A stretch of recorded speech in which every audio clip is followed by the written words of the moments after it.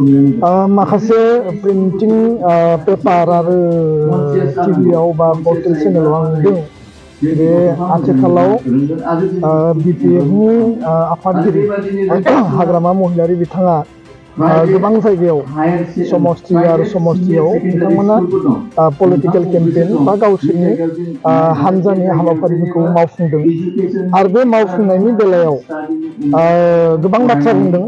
बिनि गेजेरावनो दुलाराय बर' फरायसा आफादखौ हानहरनानै बिथाङा बुंदों जे एबसु अफिसनिफ्रायनो आथिखालनि बिटिआरनि काउन्सिला सालायजागासिनो आरो एबसु स्टाइलावनो प्रमद बर' बिथाङा सरकार सालायदों आरो एबसुखौ लानानै गोबां माखासे बाथ्रा बुंदों। दा बे बाथ्राखौ लानानै आङो स्पष्टयै बुंनो नागिरो जे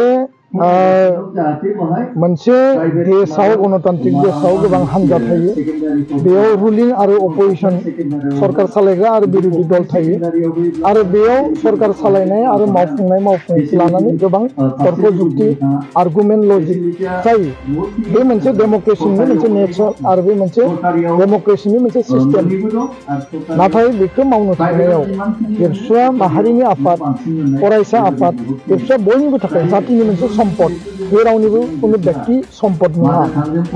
दा एबसुखौ लानानै बिथाङा जि कमेन्ट होदों बेनिफ्राय बिथाङा गोजानाव थानांगौ आरो एबसुखौ पलिटिकल केम्पेनाव पलिटिकल इन्ट्रेस्टनि थाखाय पलिटिकल पार्पसनि थाखाय कुनु जाहाथे एबसुखौ लानानै कमेन्ट होआ, खारन बे बयनिबो थाखाय जातिनि मोनसे सम्पद, जातिनि आफाद। आरो बड'फा उपेन्द्रनाथ ब्रह्मआ माहारि दानायनि थाखाय गेरेमसा माहारि दानायनि थाखाय जिखिनि हाबा मावलांबाय जों बिनि आधारावनो खामानि मावगासिनो दं। 2003 आरो 2005 मायथाइयाव जेला बिथाङा इन्टारिम काउन्सिल सालायदोंमोन, जेला बिथाङा बिटिसि सुक्ति खालामदोंमोन आरो 2005 मायथाइयाव जेला फार्स्ट इलेक्सन जादोंमोन बिटिसिनि, दुलाराय बर' फरायसा आफादा बिथांखौ मदद होदों आरो दुलाराय बर' फरायसा आफादाव दिनै प्रमद बर'आल' खामानि मावाखै, गोबां एबसुनि दैदेनगिरिफ्रा एबसुआव खामानि मावदों आरो बिनि उनाव पलिटिकेल फिल्डआव थांदों। दा बेखायनो सोरखौबा टारगेट खालामनो थांनानै एबसुखौ बोना लाबोनानै अपिनियन होनायनिफ्राय बिथाङा गोजौआव थाङा मोजां आरो बे खामानिखौ बिथाङा जाहाथे मावा, बेनिखायनो आङो आर्नेस्टलि आपिल खालामो।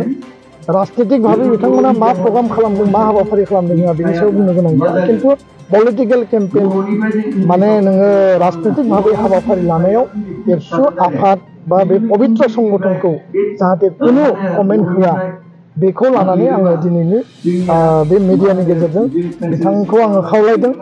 आरो जुदि बिथाङा नेक्स्ट आरो जुदि कमेन्ट होबावब्ला जोङो माखासे खोथा साननो बाध्य जागोन। गोजोन्थों।